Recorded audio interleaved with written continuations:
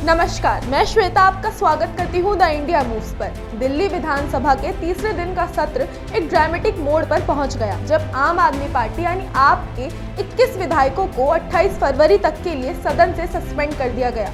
इस घटना ने राजनीतिक गलियारों में हलचल मचा दी है, खासकर नेता प्रतिपक्ष आतिशी के नेतृत्व में। सत्र के दौरान विधानसभा अध्यक्ष विजेंद्र गुप्ता ने आप विधायकों के व्यवहार को अनडिसिप्लिन बताते हुए उन्हें सदन से एक्सपेल्ड करने का आदेश दिया है। इसमें नेता प्रतिपक्ष आतिशी भी शामिल थी। अध्यक्ष ने कहा कि विधायकों का आचरण सदन की गरिमा के खिलाफ था, जिसके चलते ये कदम उठाना पड़ा।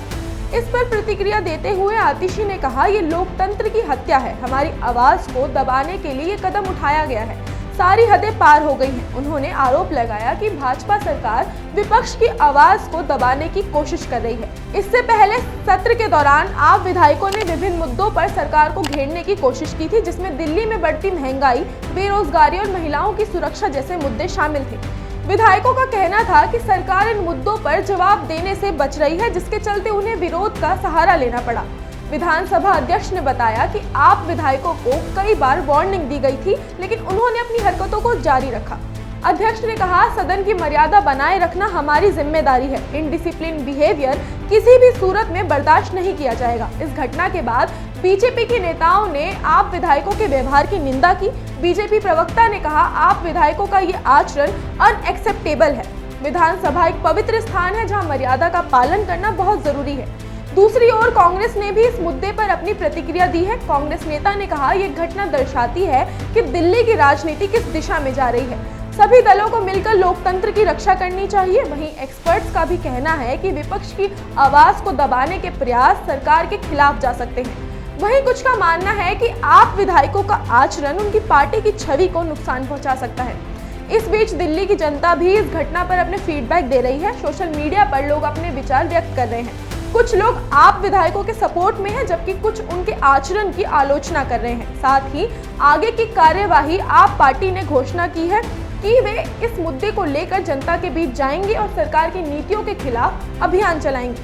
पार्टी के वरिष्ठ नेता ने कहा, हम जनता के साथ हैं और उनकी आवाज उठाते रहेंगे। सरकार हमें चुप नहीं करा सकती।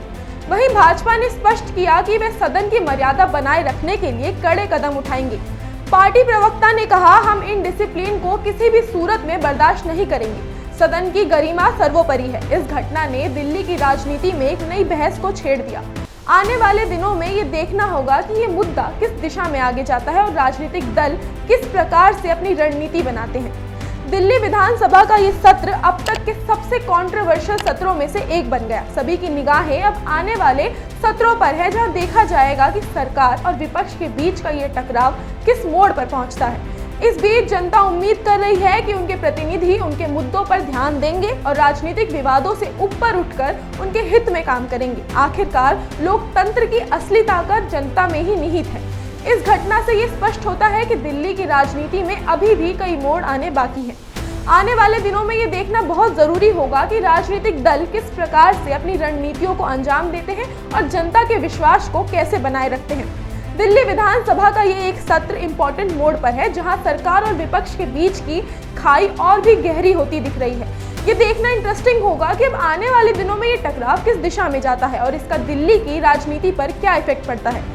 इस घटना ने ये भी सवाल उठाया है कि क्या राजनीतिक दल अपने आचरण और व्यवहार में सुधार करेंगे ताकि सदन की गरिमा बनी रहे और जनता के मुद्दों पर सार्थक चर्चा हो सके। आखिरकार लोकतंत्र की सफलता इसी में निहित है कि सभी दल मिलकर जनता के हित में काम करें और सदन की मर्यादा का पालन करें।